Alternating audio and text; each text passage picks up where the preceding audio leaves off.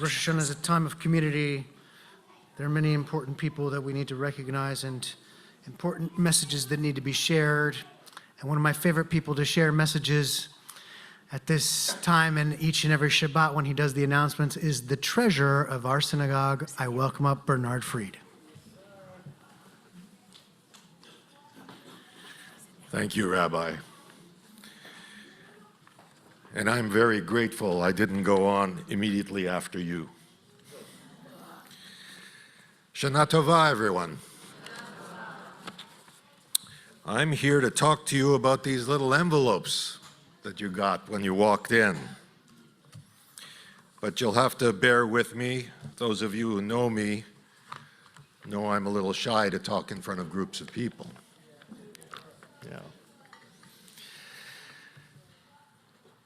Given this is a time for reflection, renewal, and recommitment, when Rabbi Paul asked me to say a few words today to raise awareness and initiate the High Holiday Appeal, I realized I'd never asked for money from anyone in my life, and I was ill-suited to it.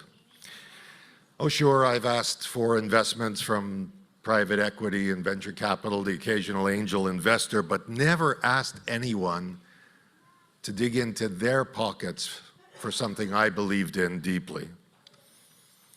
On top of that, being the synagogue's treasurer, I thought it was actually a little on the nose for me to be asking for money.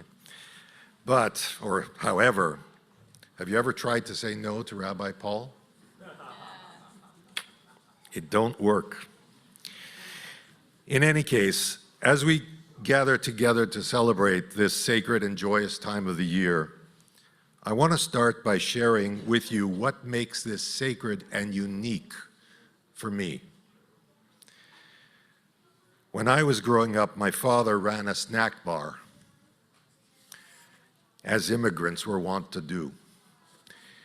The snack bar was open 18 hours a day, 7 days a week, every single day of the year, except one. And I'll let you guess which one. Christmas, right.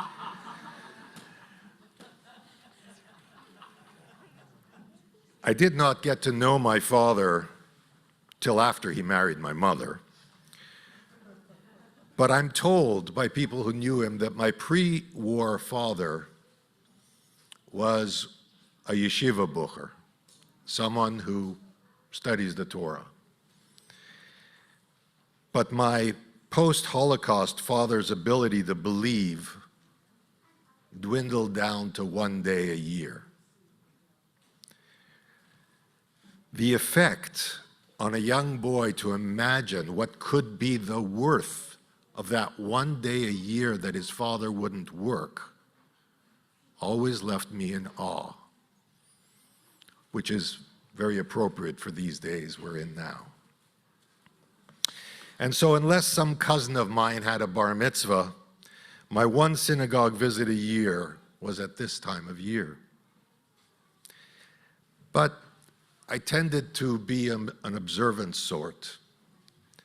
I marveled at how much energy was displayed and how everyone knew their place and how the process was distributed amongst the entire congregation and how the tools of prayer were so excellently bandied about and how the movements were minimized and how the rabbi and the cantor monitored, measured, and led the proceedings. I would not understand till many years later when I was paid to restructure companies that all I was doing was mimicking the learnings of my once-a-year days.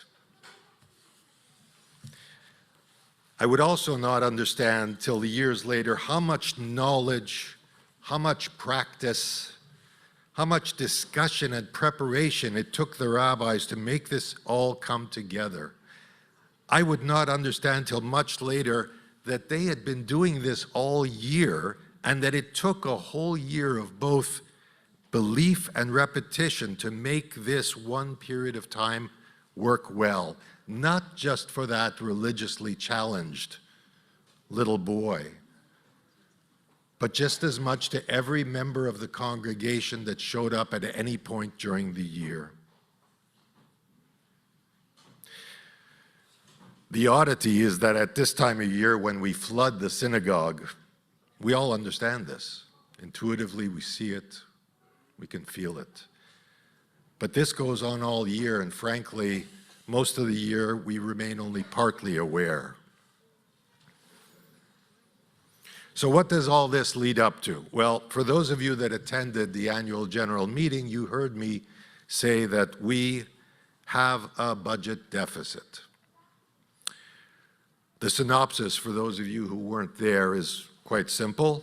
We are 18 families, and yes, the number is 18. We are 18 families paying sustaining dues short of breaking even.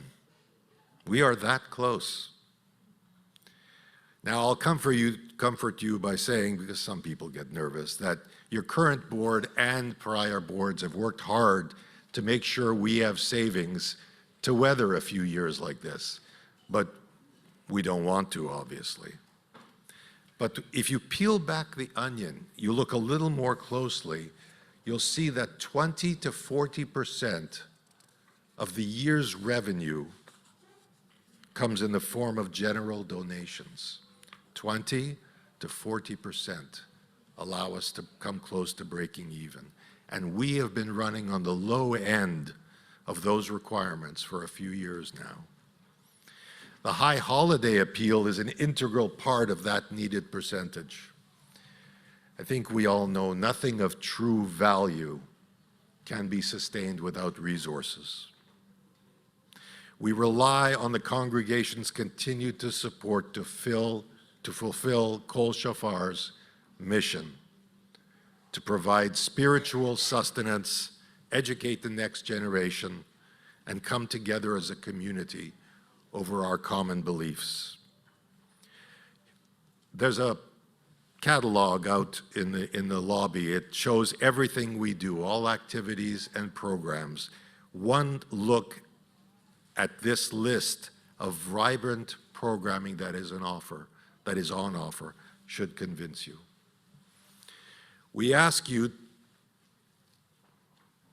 I ask you, to consider giving any amount you feel represents the comfort you feel when you're sitting here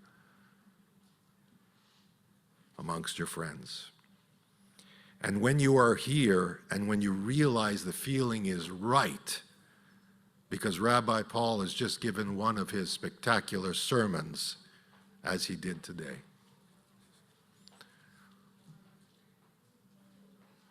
Let's not be the community that takes our synagogue for granted. Shana Tova.